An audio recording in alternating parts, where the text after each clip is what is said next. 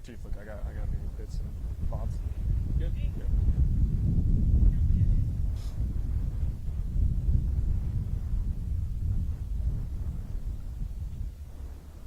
Ladies and gentlemen, boys and girls, welcome back to the United States Military Academy here at West Point. My name is Drew Brulette from Company D4, class of 2025 from Westerly, Rhode Island, and I'm joined here by my partner in crime, Cadet Dylan D'Amico from Company C4, Go Cowboys, from Los Gatos, California. Drew, what can we expect today? You know, Dylan, these teams are pumped up, fired up, and ready to go for the Crucible lane here at Daly Field, just behind where we were yesterday. Now, Dylan, what can they expect when they get here? The Crucible lane is, after about 48 hours of tough, grit-filled challenges requiring teamwork, this is their last challenge on their road to victory. Now, the teams are going to start over here this way, past the camera, and you're going to see 180-pound litters being carried about 500 meters. Now, this will be under gas masks. They'll be moving. Teams will be breathing extremely hard, and they'll have to utilize teamwork to trade off these litters. Now, Drew, what happens if the teams lose the litter carry? It is a competition after all. Now, that is one of the tough questions here, Dylan. So when they get over here, they have to put their gas masks on, run all the way over. And if these two teams, there's going to be 4 teams going, and if the 2 teams here fail to come in first place, they have to push a Humvee, which is basically just a large vehicle. It is. Down the side road here before they can even start the lane, which is going to absolutely tucker them out and get them real tired. Now, Drew, I don't know if you've ever pushed a Humvee before, but it is much slower than running without pushing a Humvee. After that event, they all line up over here where there's a bunch of equipment. As you cannot see, this equipment includes an AT-4, which is the U.S. Army's anti-tank rocket launcher. There's going to be a tripod, which is an attachment for a heavy weapon known as the 240. The 240 is an extremely heavy machine gun. To the left of that, you're going to see about 10 ammo cans and an ammo box. Now, in total, these teams will probably be carrying 100 to 150 pounds of equipment. They'll be carrying this, as you can see behind us, under a low crawl, into a grenade throw, and into a violent bayonet charge at the end. How does that sound, Drew? Dylan, that honestly pumps me up, and I hope pumps you guys back up at home. Now, it might not seem like much here, and as these teams start to maneuver their way through, this low crawl is going to be quite daunting for them. It will be. It's honestly 30 yards pulling a lot of equipment that's heavy, and it's after 48 hours of going through some pretty grueling tasks out there. It will. Now, some of these tasks, for those just tuning in today and missed out on yesterday, starting at 5 a.m., these teams stepped off to multiple lanes. Each lane had about a mile between it, and they were testing multiple warrior tasks and skills. At one lane, teams were blindfolded, and they had to completely disassemble an M4 rifle. After disassembly, they had to run the length of a football field with kettlebells in their hand to immediately step off for another movement. Now, these movements, a mile on its own, is already very challenging. But imagine you're competing with some of the best teams in the world. Are you going to let yourself lose when you're neck and neck with Chile and you're representing your home state of Oregon? I don't think I would let them lose. Absolutely not, Dylan. And right now there's a little bit of movement going on just out front of Washington Hall here on the apron as the teams have just decided to step off and get started on the final lane here at the Sandhurst competition of 2024. That's right, Drew. You might be able to see it on the camera here as they make their way across the apron and behind Washington's statue, but these teams are at an all-out sprint right now with their 180-pound litters, making their way across. And what's going to be happening next is they're going to be taking a little bit of a sea burn attack. Yep. And they're going to be putting on their gas mask to make the challenge just that much harder.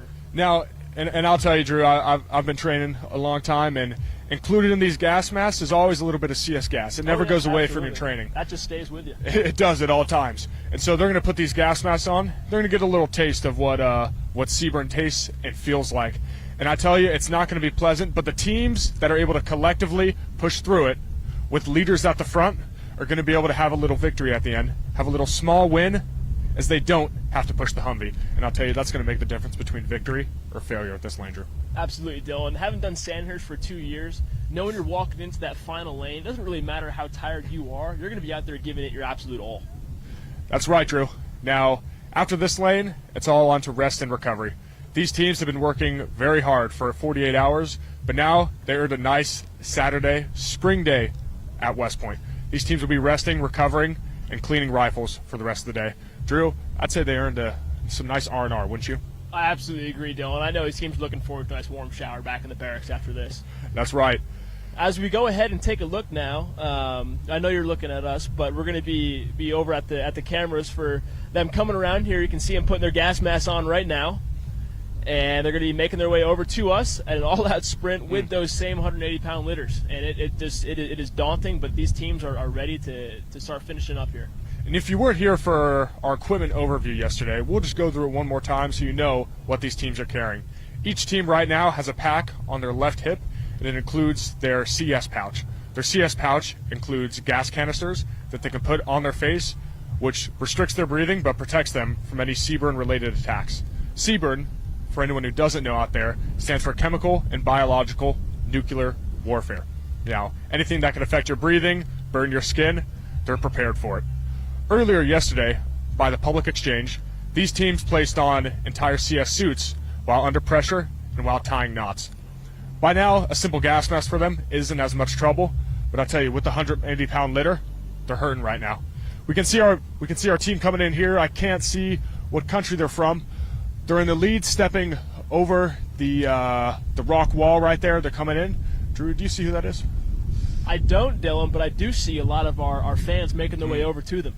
And that's something that's been going on a lot today. We have what seems to be just a melting pot of countries, states, ROTC schools, cadet companies, and it's really awesome to see that for our competitors out there that are competing right now. And what I love about Sandhurst is it brings everybody together. There's nothing like a good competition for warrior tasks and drills that can really unite people from all different nations and all different schools, all different states. I'll tell you, just to get here, a lot of these states, especially from our ROTC schools out there, they had to compete against each other. Not every state gets the chance to come to West Point. And a lot of the funding for these schools depends on their grit, tenacity, and strength, not only in the train-up program, but during the competition.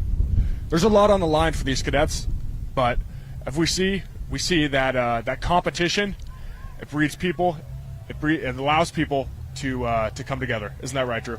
Absolutely. What are we seeing over there?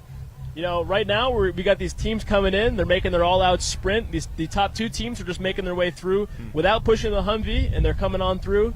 And right now they're getting lined up on the Humvee itself to go ahead and start pushing it. Drew, I believe that's Denmark in the lead, if I'm not mistaken, and the Humvee push is beginning now. Oh, they're making some great progress here, folks. That is one of the fastest Humvee pushes I've seen today. I'll tell you, after trying to coordinate a team to go through the Humvee push, and Chile is passing. Chile is passing. Chile is in the lead. Wow. Chile is getting to the Crucible lane first. They still have these gas masks on, and really even running just 100 meters with that on hurts. It hurts. It is not a good feeling on the lungs, I'll tell you that. This is an intense competition sport. They're coming through now. These teams are now coming up, picking up. Here's Chile through the gates. Picking up the AT4 systems, the tripod systems, and they're about to begin the low crawl. It is neck and neck here, Drew. Who's going to win?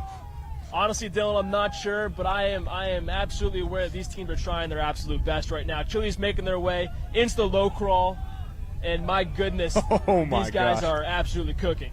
They're coming through now. Every team has a chance to win. There is nobody who is out of the running yet. We can see Denmark just getting through now, carrying all their equipment. And Drew, I can see their eyes through the gas mask. They are hurting right now. They are struggling. They've had 48 hours of grueling. The competition is awesome. Look at what the grit, the tenacity that they've got, that they're displaying out here today. This is fantastic. Yes, sir. Yes, sir. Absolutely. That was our one and only superintendent of the United States Military Academy, Lieutenant General Stephen Gillen. And here, look at these teams moving here, Dylan. Brazil's coming through. Brazil is coming through now, carrying their equipment. I can tell you, you have some girls who can't be over 140 pounds, carrying over 60 and 70 pounds of equipment right now. This is testing their true grit, but we need leaders here. And we see the Brazil squad leaders leading them through this. Dylan, these are some of the best warriors from around the world and across the country. And, I mean, here we go. Look at it. He's just tanking that javelin there. And look at that. That is incredible. And as we sit here and stand here, this is an absolute just – look at all the fans we have here. I mean, we have fans from around the world, across the country. We have so many sweatshirts from different colleges and so many different flags flying around, languages being spoken. It's honestly amazing. It's really beautiful to see how competition brings everybody together.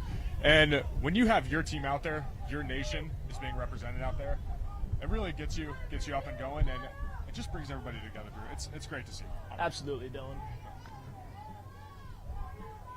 Let's go ahead and take a look here at what we have going on behind us. Open up a little space. I mean, this is just absolutely incredible. You can kind of see through the nets. It might be a little hard for you folks. We got a pretty good view of what's going on behind us, and it is absolutely incredible. This 30-yard low crawl with all this equipment.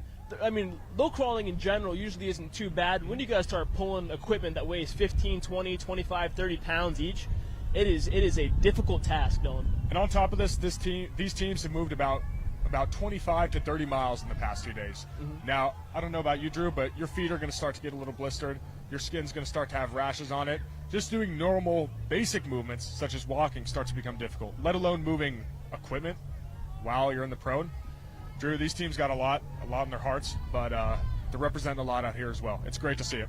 Absolutely, Dylan. And one of the main things I want to point out to the folks at home is it's not just what we've shown you so far with the ruck and just this Crucible, but these teams have been competing with each other the last 36, 48 hours here. We've been woken up yesterday at about 4, and I really can't imagine they got much sleep last night anyway, as it stands with this night land navigation, with the ruck out.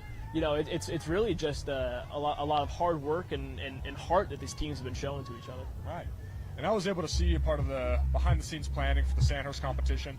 And I'll tell you, it has been designed down to the single event, down to each lane within the event, to represent real-life combat situations. And, you know, one day, if unfortunately we have to go to combat, I can trust that Brazil and these other teams will all be able to work together and work well because of this competition. It's great to see. Absolutely, Dylan. And just to go ahead and point out to the folks at home, we have some absolutely great weather here today. And in the past few years, we've really struggled with, you know, cold weather. But right now, it's absolutely beautiful, and I know these teams are really appreciating that. No, it is. And their Saturday is going to be great after their during their recovery. I'll tell you, for the past 3 years when I was a Sandhurst competitor, being able to make it through on Saturday, it's a huge relief, Drew, because you're pushing your team through, especially as a squad leader. You have to be able to motivate and engage people who might not be able to keep up on the ruck. You have to get them to push past their limits, and to see somebody and to be able to engage other leaders on the team to get through that finish line together. I'll tell you, it brings out something deep. Okay, we have Brazil coming back here. Coming back to pick up their grenades for this last portion of it, the grenade throw, and he's going to have to go through that by himself here before he can get back to his team and deliver the grenades for them. And he's moving real fast there, Dylan. He's really going. His team's depending on him right now. After he throws his grenades, there's going to be a bayonet. There's going to be a bayonet charge. Once that bayonet charge is concluded, the final teams will be decided. Absolutely, Dylan. And as we talked a little bit about already, Dylan, as a member of Sandhurst, what has that kind of been like for you as a squad leader and competitor in this event? You have to give. It's very simple. It only requires one thing, and it's giving everything that you have at all times. It's simple, but it's difficult. So not everybody's able to do it, but every team that has been selected and placed here is extremely capable, extremely competent, and they know how to work together as a team. I'll tell you, you have 11 people going out there on each lane, and just to get 11 people on the same page, 11 athletes, absolutely, it's not as easy as it sounds. But through multiple training events, through 6 to 8 months of dedicated training, you have these teams. It's almost like it's like one singular mind. You don't even have to say anything. You just move in a singular direction, and people already know what's happening. That's what a good training plan will give you. And everybody here, they have had a similar training experience. And so it's really great just to see everybody out here competing and showing the fruit of their efforts over the past year. And for the folks at home, what does that schedule kind of look like for you as a Sandhurst competitor? Right. Yeah. It'll start at 5:30 every morning, especially when you're a cadet and a student athlete. It becomes very difficult, so you have to manage your time extremely well. At 4, you're going to begin again, and you're going to be doing rifle training. Let's see, any number of things. CBRN training, weapons disassembly, After that, you'll get back at around 8 or 9 p.m. at night just to begin your homework and to begin it all again. You have to be dedicated. You have to be consistent for over a year straight, Drew. Awesome. Well, thank you very much for that insight, Dylan. I just want to thank the folks at home for tuning in today, and really being able to come back and see us here at the United States Military Academy. It's beautiful weather. It's great competition, and I hope you all enjoyed being able to see exactly what we have going on here this weekend. Right. Thank you for tuning in. We'll see you next at the award ceremony coming out, and it's been a great competition, Drew. And you're almost sad to see it go. When, Absolutely, when Dylan. the time's But over. you know what? It's going to be back next year. It will. We hope to see you guys again. Every year. Thank you, and have a great day.